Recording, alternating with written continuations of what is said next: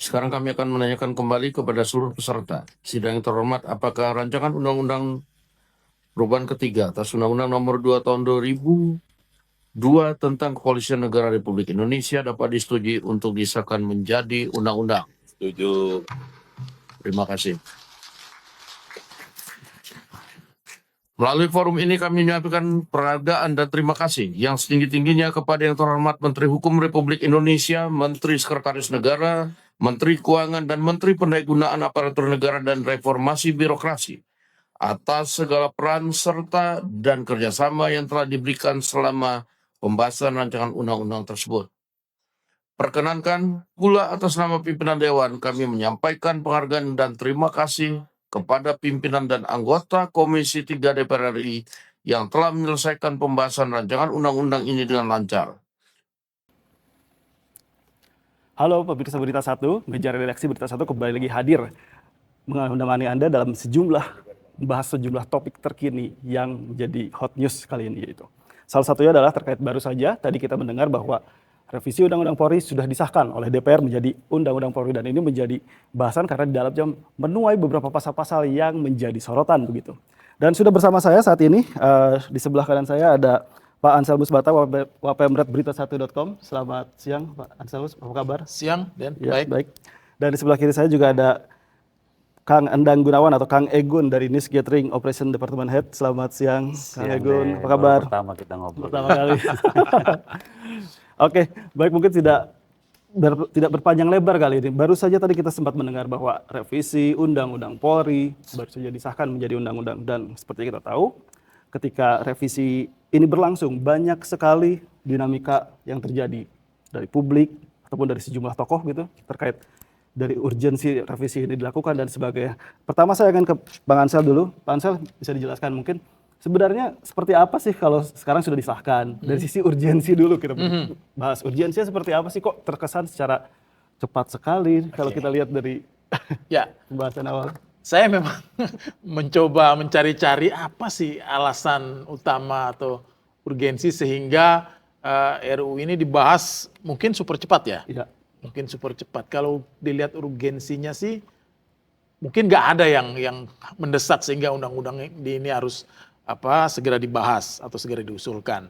Mungkin hanya ingin ada semacam asas kesamaan saja mungkin ya, karena memang kita tahu bahwa sebelumnya undang-undang TNI direvisi, ya, undang-undang TNI direvisi hampir sama dengan RUU Polri ini. Setidaknya mungkin ada 2 poin juga yang hampir sama. Yang pertama terkait dengan usia pensiun dari prajurit TNI, kemudian sekarang polisi. Kemudian yang kedua, poin kedua terkait dengan posisi-posisi di wilayah sipil mana saja yang bisa diduduki oleh perwira TNI maupun polisi. Memang pembahasannya ini super cepat ya, dan kalau kita lihat pengajuan pengumuman di rapat paripurna DPR bahwa RUU Polri ini merupakan RUU inisiatif DPR itu disampaikan tanggal 20 Mei ya, 20 Mei, sekarang tanggal 9 Juni ya, berarti sekitar 19 hari. Kalau kita hitung hari kerjanya pasti nggak sampai 19, mungkin 2 minggu efektif ya, hari efektifnya. Jadi memang dikebut. Nah, Panjanya pun kalau nggak salah baru seminggu kemarin. betul sekali. Nah, yang menarik, kebetulan tadi saya menyimak pernyataan Ketua Komisi 3 yang mengantarkan pengesahan ini ya. Alasan yang disampaikan masuk akal, alasan yang disampaikan.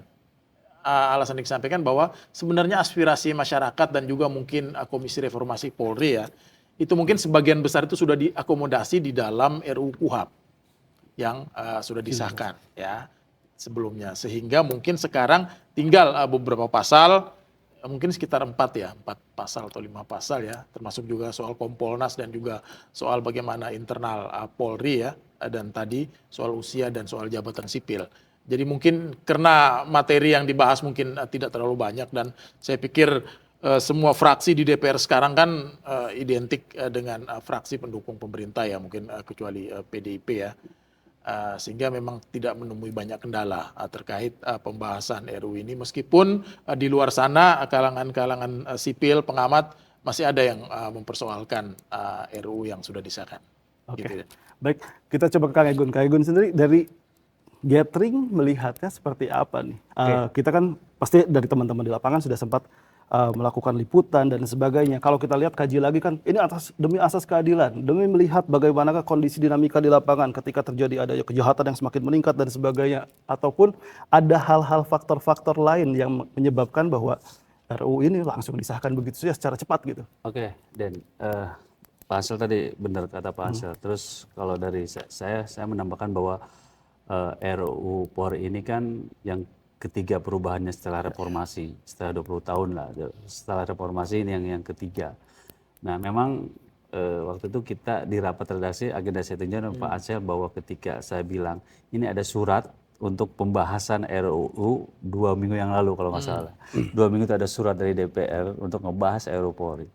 Saya yakin, saya sudah punya bayangan bahwa ini akan terjadi singkat gitu kan. Benar juga, 2 minggu setelah itu kan disahkan gitu kan.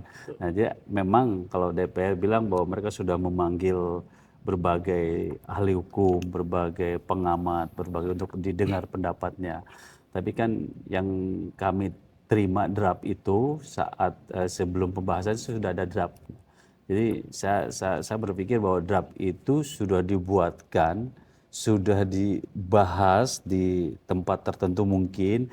Nah baru pembahasannya untuk mencari menambah masukan pengamat segala macam dalam 2 minggu itu. Nah perlu diingat bahwa yang harus kita tekankan bahwa Polri ini kan sebenarnya ada 2 tugas pokok, ya kan? Misalnya itu pelindungan, pengayom, pelayanan, itu satu. Keduanya adalah penegakan hukum. Harusnya Undang-Undang Polri itu mengacu pada hal 2 pokok itu. Cukuplah setelah reformasi, lu tugasnya ini loh gitu, yang saya sebutkan tadi, ya kan, pelindungan, pengayoman, pelayanan, plus penegakan hukum. Jangan melebar kemana-mana gitu. Harusnya seperti itu. Ini kan arah reformasinya seperti itu. Tapi faktanya, kenyataannya berubah terus gitu. Nah, kalau hari ini memang draft itu belum kita baca juga ya. Apa sih draft, isi draftnya gitu kan. Tapi yang jelas yang pertama adalah yang kita terima draftnya nih ya adalah penambahan usia pensiun ya. Bagi anggota dari Tamtama, Bintara dan lain-lain itu dari 58 menjadi 59. Tapi untuk jenderal dari 60 menjadi 61. Jadi awalnya sih 63. Nah, mungkin ada deal-deal apa menjadi 61. Nah, di draft yang kita terima pun sebelum pembahasan ini itu ada sebenarnya ada 3 poin. Selain tadi usia pensiun, ada poin bahwa Polri boleh menempatkan anggotanya di beberapa lembaga. Yang saya baca waktu draft yang awal itu ada 17 kementerian. Ada 17. Nah, alasannya karena kementerian itu relevan dengan pekerjaan Polri. Padahal jelas ya, amanat Undang-Undang 45 itu ada 2 tadi saya sebutin, pelindungan lagi, pengayoman, pelayanan dan penegakan hukum. 2 poin itu yang diamanatkan undang-undang. Tapi tiba-tiba kenapa sih mereka ada di lembaga? Kan ada ASN, kan ada ahli yang lain yang ada di lembaga tersebut, ya kan? Penegak hukum ya, penegak hukum lain lagi, kecuali ketika lembaga itu ada kasus hukum ke Polri, itu penegak hukumnya di Polri, bukan seolah-olah anggota Polri bekerja di lembaga sipil gitu, kan udah ada aturannya sebenarnya.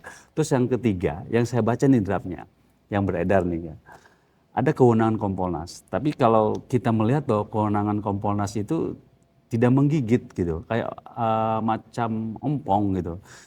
Karena tidak di situ hanya memberikan saran, masukan, tapi tidak bisa memberikan sanksi gitu loh di dalam RUU Polri itu kan. Harusnya kan misalnya ketika dia memutuskan bisa memberikan sanksi gitu. Nah ini enggak kan, dia hanya memberikan saran, memberikan saran kepada Presiden, kepada Kapolri, tapi dia tidak bisa bergerak untuk memberikan sanksi. Jadi artinya ya tidak katanya memperkuat Kompolnas, tapi faktanya kan seperti itu. Itu yang dibaca. Nah mengenai tadi kecepatan 2 minggu udah selesai, nah itu perlu kita pertanyakan juga gitu kan, sejauh mana pembahasan itu harusnya kan terbuka juga poin per poinnya kan yang dibahasnya gitu, biar transparan pada masyarakat. Ya pada intinya ya kalau memang itu sudah kesepakatan DPR, ya mudah-mudahan RUU Polri ini bisa dijalankan dengan baik, tapi perlu pengawasan juga ya. Artinya jangan sampai tadi sih kalau saya menitik beratkan dia bekerja di lembaga yang lain gitu kan, masa nggak ada kerjaan lain sih gitu kan. Seperti itu Den, ini gambaran dulu ya. Silakan Den, kita Baik, diskusi aja. terima kasih Kang Agun. Nah, kita kembali ke Bang Ansel. Tadi Kang Agun sudah jelaskan, harusnya fungsinya itu pengayoman, perlindungan masyarakat. Kenapa kok tiba-tiba ada pembahasan-pembahasan lain, seperti misalnya tadi yang cukup menjadi sorotan saat ini adalah terkait usia pensiun, Ya. terus juga pengisian jabatan, dan sebagainya. Nah, dari Bang Ansel sendiri, melihatnya apa sih sebenarnya ini yang terjadi gitu? Apakah ada faktor-faktor eksternal? Kalau kita tidak menutup mata bahwa ada beberapa tokoh-tokoh yang sempat menyebut jangan-jangan ini hanya bersifat politis saja Ya. atau apapun itu, seperti apa? Sebenarnya saya sepakat sih dengan pendapat yang menyebutkan sebenarnya percepatannya revisi pengesahan revisi Undang-Undang Polri ini memang lebih heavy-nya memang politis. Kenapa?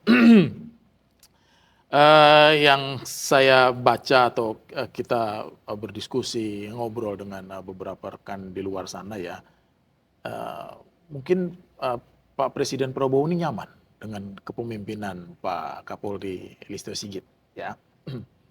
Kenapa saya bilang begitu? Karena kalau kita lihat ke belakang ya, saya coba trace sampai dengan paling tidak dengan masa pemerintahan sebelumnya Pak Jokowi, Pak Listio ini paling lama loh. Jadi Pak Listio itu dilantik tahun 2021 ya, sorry saya lupa bulannya, sekarang sudah 2026, itu setidaknya sudah 5 tahun loh. Ya, 5 tahun. Kita berhenti di situ 5 tahun. Kemudian kalau kita kaitkan dengan Undang-Undang Polri yang baru, itu ada peluang nambah lagi tuh.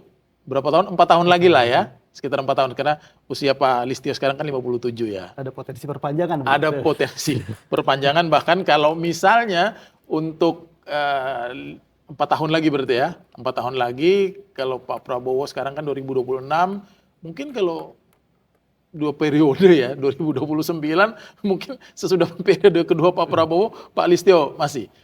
Sebelumnya Kapolri yang paling lama tuh mungkin dalam era Pak Jokowi, itu Pak Tito ya, Pak Tito itu hampir sekitar 3 tahun.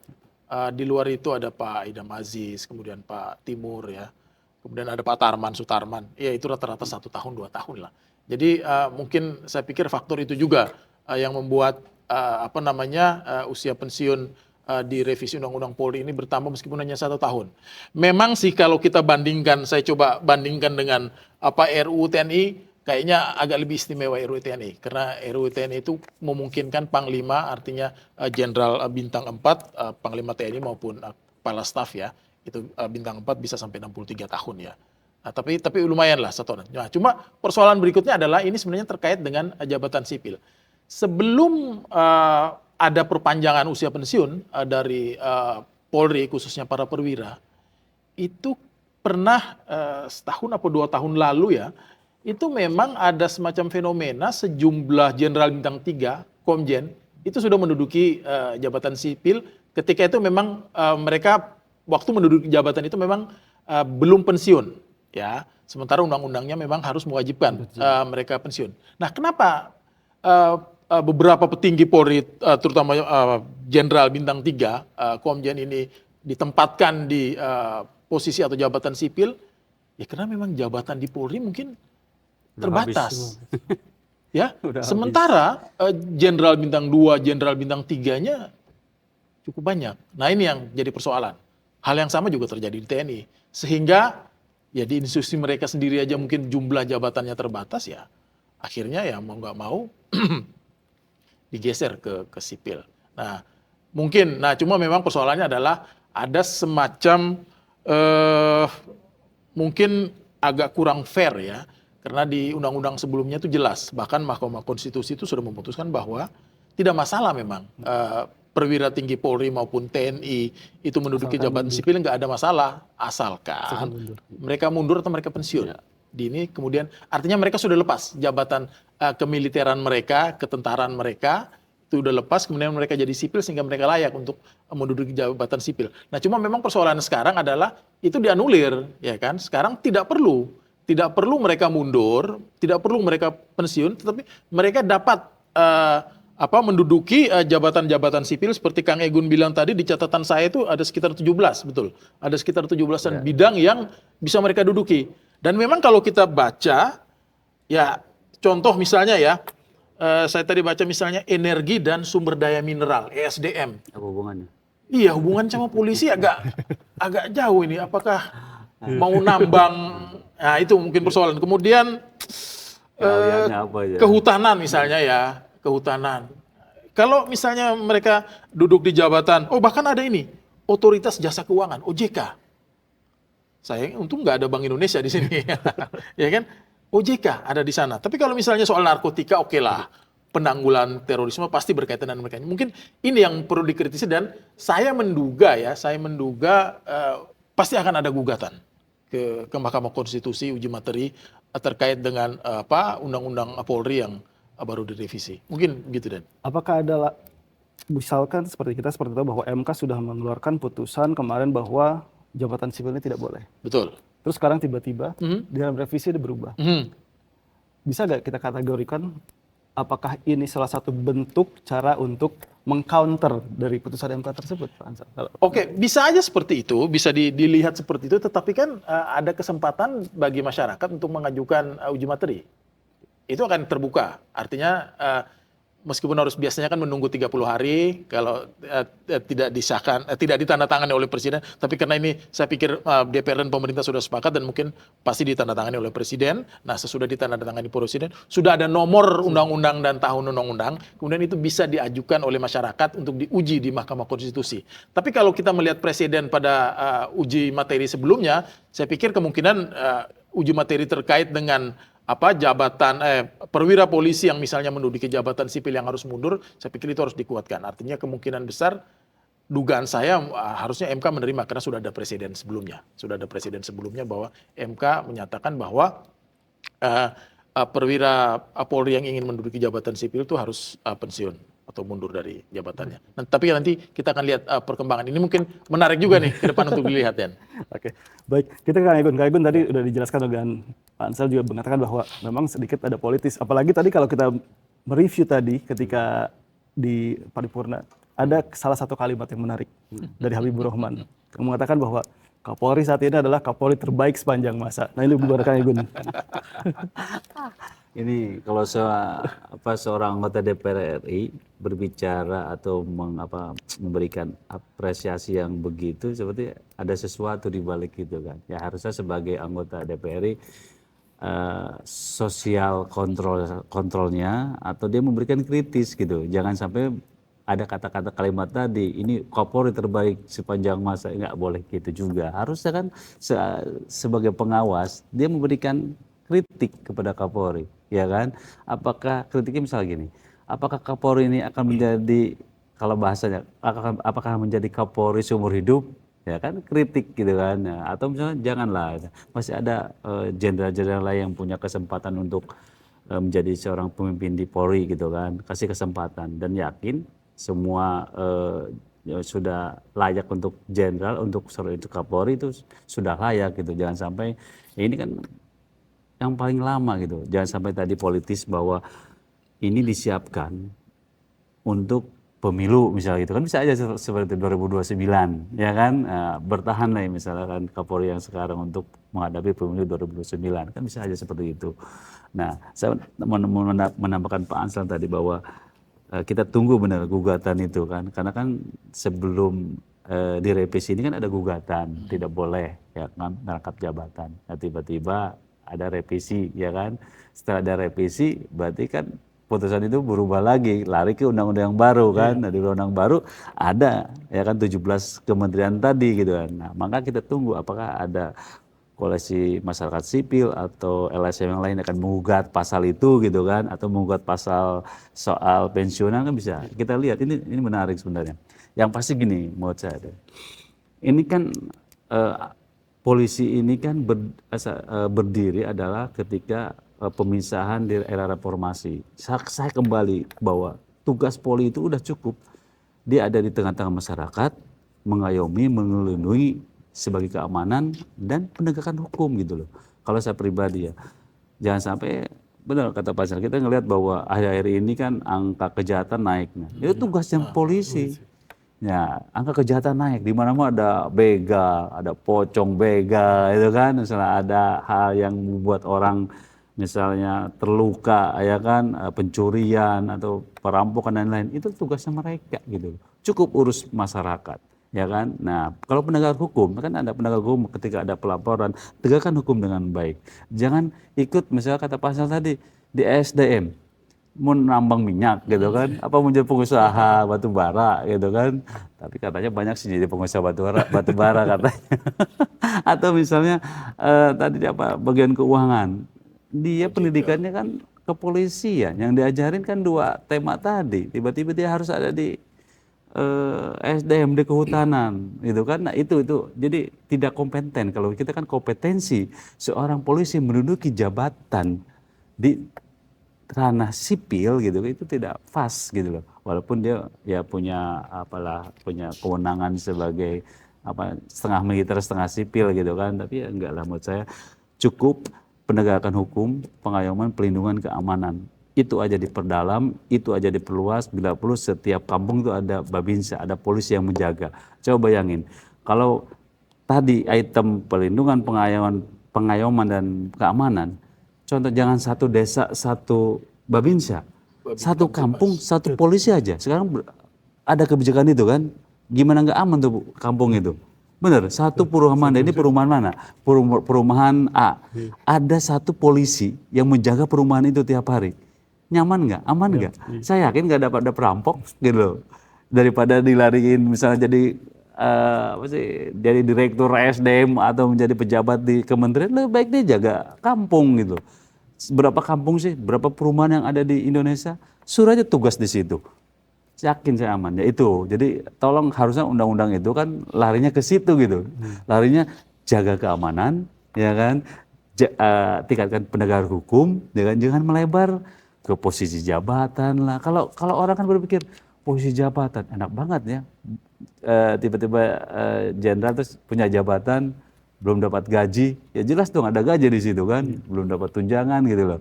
Sedangkan ada masyarakat di kampung itu yang tiap malam, tiap seminggu sekali atau sebulan sekali kemalingan, kan itu kan kontrak sekali gitu. Jadi saran saya ya, kita sebagai kontrol sosial redaksi ini bahwa harusnya undang-undang itu menegakkan 2 poin tadi, ya kan, pengayoman, keamanan, pelayanan, dan penegakan hukum.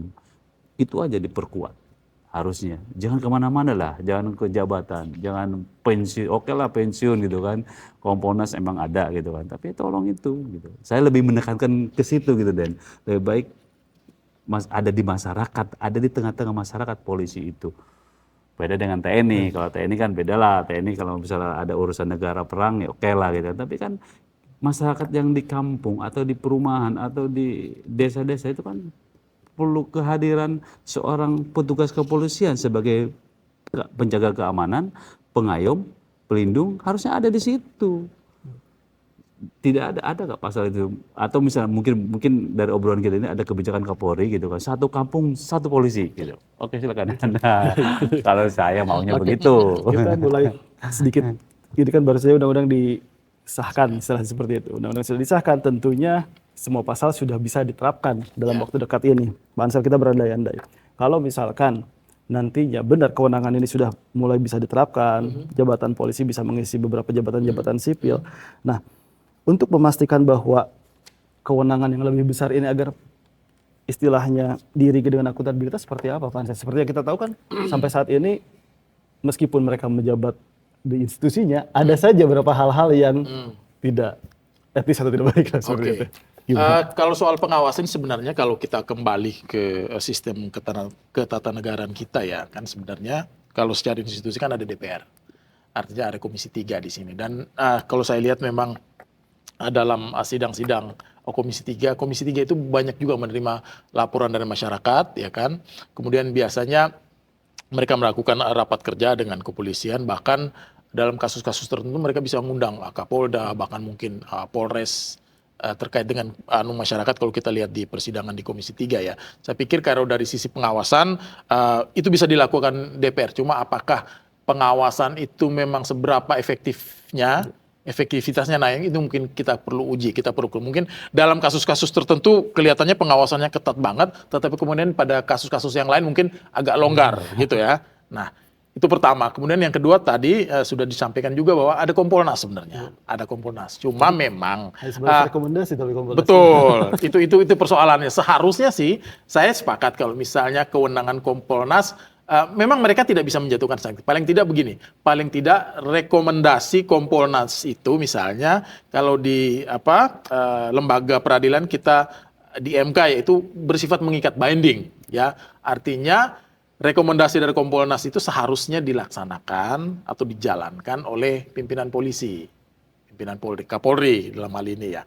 Nah itu, kalau misalnya ada pasal yang secara eksplisit menyatakan bahwa Kompolnas, setiap rekomendasi Kompolnas itu wajib misalnya diperhatikan atau dilaksanakan oleh polisi, saya pikir itu suatu kemajuan yang besar. Cuma persoalannya itu tidak muncul di Undang-Undang Polri yang baru ini, sehingga tadi banyak pertanyaan ini ya tadi lebih bersifat politis daripada fungsi untuk menguatkan Kompolnas misalnya.